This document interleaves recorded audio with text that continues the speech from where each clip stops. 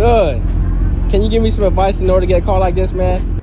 Meet BK Fulton, the visionary who went from president of Verizon to powerhouse entrepreneur. In less than a decade, BK Fulton founded Soulidifly Productions, which has teamed up with Hollywood legends such as Samuel L. Jackson, known for his appearances in Marvel films, known for his roles in films such as Coach Carter and The Kill Room, as well as other Hollywood superstars such as Uma Thurman, famed for her iconic role in Kill Bill, and many others. BK's journey is nothing short of extraordinary.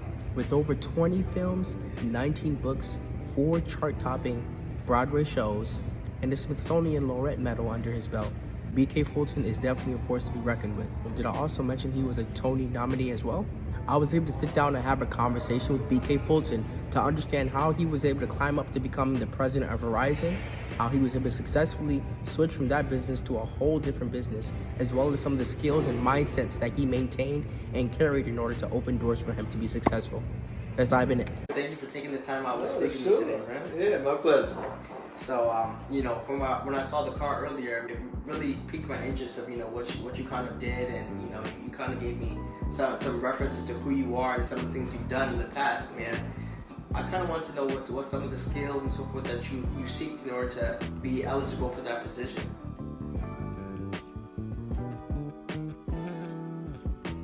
When you show up, you have skills where you can read documents, understand the challenges in any given community, and then begin to craft programs that address those challenges. And so all of that kind of comes together where you have a lot of experience. And at the time when Verizon was recruiting me, they were just starting to deploy fiber optics and get more into media. And so I had civil rights background, media background, technology, engineering, and all those things came together to create a unique candidate for a unique job.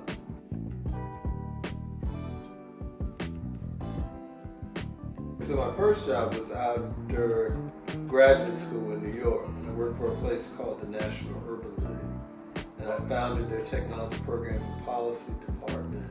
And the Urban League was designed to develop programs for communities to help brothers and sisters to find gainful employment and to enter what's called the economic mainstream.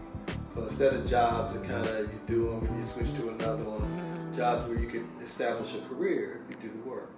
Okay. And so the skills there, the technology jobs, so some technology acumen, and also I just finished a master's of public policy at the New School, and part of the time was at Harvard Kennedy School, and I was what's called a Sloan Fellow. And so they paid for my graduate school, which is kind of cool. It's great when you can do it for free. Mm-hmm. That's hunting. So I met the chairman of Verizon while I was at the National Urban League. So one of the things people sometimes miss when you work in various sectors, you meet people, you build relationships. And really, career opportunities, especially when you're young, is often determined by how strong your network is. And so if you got a strong network, then they can put you on here or there because people in the network know somebody. Yeah. So I always found myself organizing what I would call a little kitchen cabinet, or flexing my network as I sought different career opportunities. So going from the National Urban League, before I went to Verizon, I actually went to a company called America Online, and that company didn't deal with Time Warner, so I was part of AOL Time Warner. Okay. And then I went to the Commerce Department for a little while for the federal government, and then got recruited out of there by Verizon. But by that time, I had a law degree, had a reputation for building strong community programs, had been invited to speak on technology and community by the White House, and so had done that and had been inducted into the Smithsonian Laureate Hall of Fame for my technology work and building technology centers around the world.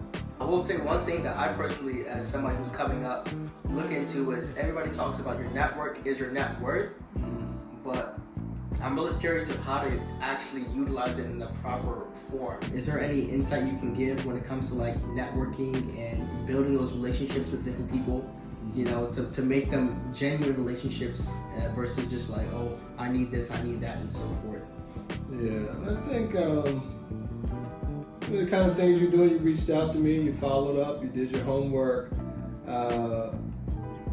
you interact with the people that you work with at the hospital. You also do exploratory stuff with others. And so that's how it is. It's no real magic to it. It's just that you got to get out and do it. I mean, your generation be on that phone a lot, on the gram, IG, whatever. Yeah. And the relationships online aren't what I would call tangible relationships. I mean, you can meet some people and they can become real world relationships. Yeah. But the stuff that's going to make them meaningful is, are you aligning around the same values? Or you're aligning around the same ambitions or goals? And when those things happen, it's easier to build real relationships. Yeah. I tell people sometimes, try doing something you love with someone you don't usually do it with, and you'll make a new friend. Because if you love basketball and I love basketball, even if we don't talk about nothing else, we know we can talk about basketball. Yeah. And before you know it, it leads to other conversations. Oh, that happened. What'd you think about that? That happened. What'd you think about that? And so what I encourage young people to do is to be authentically who they are, and it's okay whatever you're into, and then find your tribe. And as long as it's doing good and righteous stuff. If there's some groups, knuckleheads trying to get you to be, do something you probably know you shouldn't, that ain't your tribe. Don't get involved in that kind of craziness.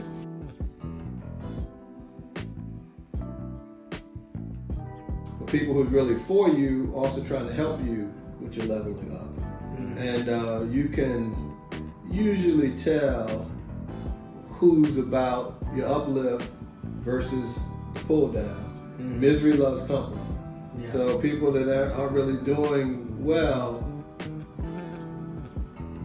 get irritated when people around them are doing well, because it just makes them think, I need to do more. People that I like to hang around are the people that say, well, I see what BK doing, let me see if I can help him. Or BK, if you did this, it might add to what you up to. See, that's my tribe. I like them kind of people. Yeah. And it comes in all different flavors. It's rarely everybody that look like you is for you. That's not the case. Yeah. And it's also not the case that people that don't look like you aren't for you. That's also not the case. I've had mentors from all genders, ethnicities, sexual persuasions, and so I'm thankful to be a human being with a brain, eyes and ears, everything seems to be working. Yeah. So then I can assess, are you for me or not? Yeah. And time's gonna tell, and what you do is gonna tell. When I told you want to interview me, cool, but do your homework, and then come back. You did your homework. And so now you do an interview. And there's these rewards in life. And sometimes, I do a lot of mentoring. And I always tell people, you'd be surprised at what you get out of mentoring. You think it's you the older person or the wise, potentially wiser, and you figure you dropping gems, dropping jewels, you had all this experience. But you also learn and can learn from the person you're mentoring. You can learn from a baby if you pay attention. Yeah. And then you understand something deeper. It's like sometimes now I go back and read books I read when I was 18, 19. But reading them in my 50s, I get a whole different insight and different meaning and understanding than I got when I read them earlier. And so I encourage folks to read. I love reading. I read about 5 to 7 books every month. Wow. And I do it on Audible, so if I'm driving or cleaning the house or cooking, I'll have my headphones on or earbuds, and I have a book playing. I'm listening to a Pulitzer Prize-winning book about Cuba right now. I've been there a few times. And I just was curious about how the various regimes came in power, what also took them out. We got a big political season here in the States, presidential election coming up in November. So I've been reading a lot about democracy and how you have good government and trying to make sure that people do their civic duty. I don't like all the meanness out there. Yeah. And I think that some of the candidates are resorting to insults and rhetoric as opposed to policy. So when people do that, that usually means they ain't got nothing too solid.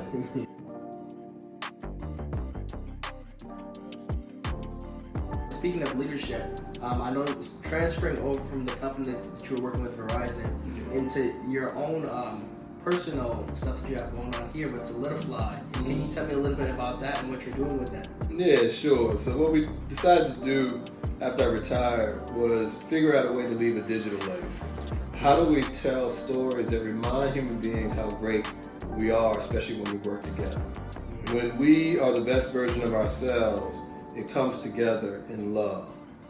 And that love can cure cancer, fix ALS, cure things that ail us as human beings. We spend so much time on race, so much time on isms, whatever it is, sexism, ageism, you pick it. Yeah. And we need to spend more time getting to know each other, building those relationships, figuring out how we can help each other. The country is big enough and great enough to absorb all of who we are.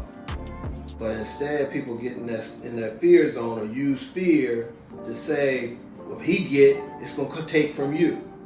If he get, it's going to take from your children. If they get, it's going to take from your community. Yeah. And all of a sudden they buy into it. So then it starts being this bifurcation, this us against them. And that's damaging. Some people might get a little come up in the short term, but long term, it's hard to come back from it. And it creates unnecessary strife in our system and our society. And so what we tried to do with our filmmaking is mitigate that by showing various ethnic groups working together, by showing men and women working together, by reminding people to have hope, showing some cautionary tales every now and then, and then some fun stuff, just straight romantic comedies and things, because life is supposed to be fun. And but in the main, we're trying to shift the narrative with these beautiful, meaning, and uplifting stories. So I take it you're a movie lover in general? I am. I've loved movies since I was a kid. When I was a kid, I'm older than the internet, so it went back. I go back a little bit. And when I was coming up, for a quarter, we could go to the local theater on during the summer and watch movies all day. And they had a thing called Creature Features, Frankenstein, the Wolfman, Dracula, Creature from the Black Lagoon. And you could watch monster movies all day long for a quarter. So me and my boys, we get on our bicycles, get a quarter, either from cutting grass or mom and dad or somebody give you a quarter, ride up to the theater, pop that quarter, and get a roll of tickets for the different movies. And we go in there and get buy a little popcorn, eat that popcorn, watch the movies. So I've always enjoyed it. I didn't know how they made them, but we enjoyed it. And then fast forward, I realized that people carry those stories and those experiences with them. And they were really powerful. So if I could get people to have a story of love, a story of joy, a story of community cooperation, a story of lifting our country by lifting our communities and our neighborhoods and our state, and engaging and being civically responsible and responsible to each other, then maybe I could do something. And I could bring in that love, which I think is really, the secret ingredient. It's easy to tear stuff up. Yeah, most definitely. It takes talent to heal, more talent to heal. And I try to remind people of that. You can bring a bull in here and let him run around, go tear the place up. Bad. Okay, it's bad, But what it takes to put it back together is someone that's caring, someone that's thoughtful. I think another thing with that analogy is it takes multiple different people to put it together as well. Yeah. It takes an electrician, it takes maybe a plumber, it takes someone to do plastering. It takes so many different pieces and a lot of different people come together. And that's a beautiful thing. So now you get an idea when it all comes together, it resolves in love. So you bring your piece, I bring mine. Before you know it, we can put it back together. The other beautiful thing, though, if you have to do it alone, God made it so that you can figure it out. That's right. And so it happens faster with the group, especially people with different skill sets. But our ancestors have demonstrated that you do what you have to do. And so I applaud our ancestors for making a way out of no way. Yeah. And now what we have to do is kind of what you're saying, figure out how to bring our communities together where there's trust, where there's belief, so that we are building.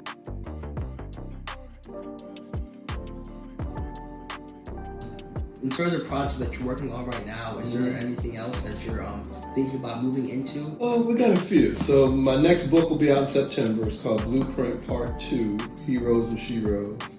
Is that a continuation of... It's a sequel to Blueprint Part 1, Living Your Best Life.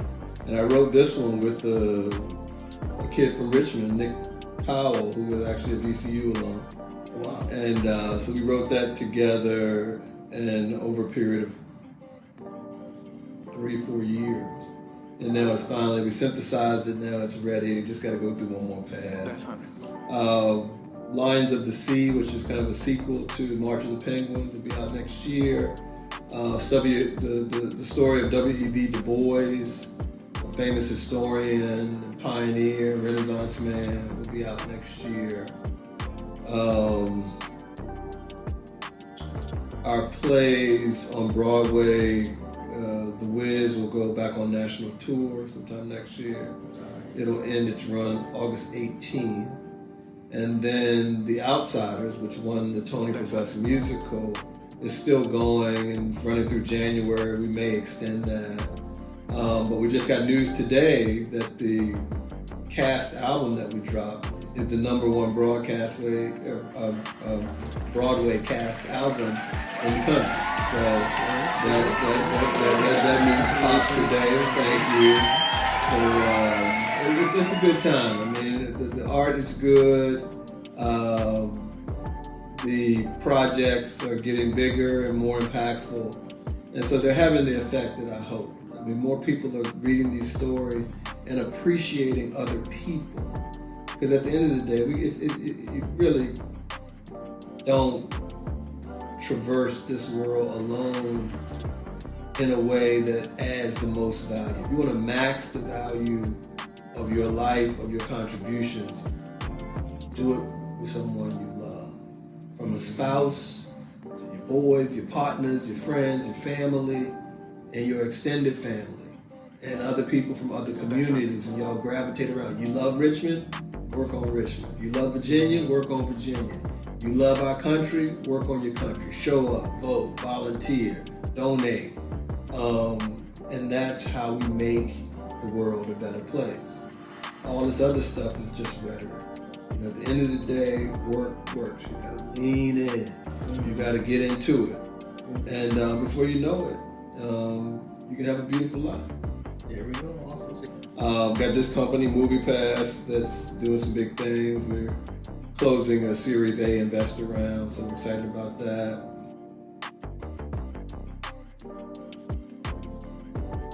Expound a little bit more of the MoviePass. What exactly is it, and how can somebody be a part of it? Okay, so you go to MoviePass.com, you sign up. It's a theater subscription service. So basically, our members pay $10, $20, and $30 a month, depending on how many movies you think you want to consume. And then you get a MasterCard, and you go to the movies, and you watch movies, anything playing in the theater, IMAX, whatever. Oh, for real? Yeah, any you go movie? to any movie, anybody's movies, and you probably save like 25 to 30%. Yeah. By doing our system, you basically the $10 buys credits that don't expire. And then they're always available, and you just go through it. Okay. So they have different price ranges? Different price tiers. As well? Yep, so basically you buy more credits. Okay, got it. Every movie is probably about 10 credits. And so the typical moviegoer will do 2 or 3 movies a month. But some people like me might do 2 one week, 3 another week, might not go, so, but I love it. And then we're going to add gaming, so that you can watch ads and enjoy games, add more life, add more health, different characters. So even if you don't have a job, you can watch the ads and load up your credit card, and you can use that to pay your Netflix, pay your Hulu, pay your stuff. pay for your game stuff, and so we're basically monetizing the attention economy. The film MoviePass, Movie Crash about our business. So how often does HBO do a film about your business? We did the world premiere in March at South by Southwest, and then when it came out at the end of May, it was number 2 in the nation on HBO and Max. So we're getting a lot of traction. The other thing I wanted to talk about was Soulidifly, the company that you have. Yeah. So is there a way that people could be a part of that? And do you guys need any additional people to be a part of it for acting or? Yeah, well, when we do casting calls, that's the time to engage. I mean, it's a production company, and so we've got all the things you see in this room are our projects, and all around here, and so we will do traditional casting calls. Sometimes people will send us scripts and things like that. So we largely invest in movies and production, and then they get made. Awesome stuff, man.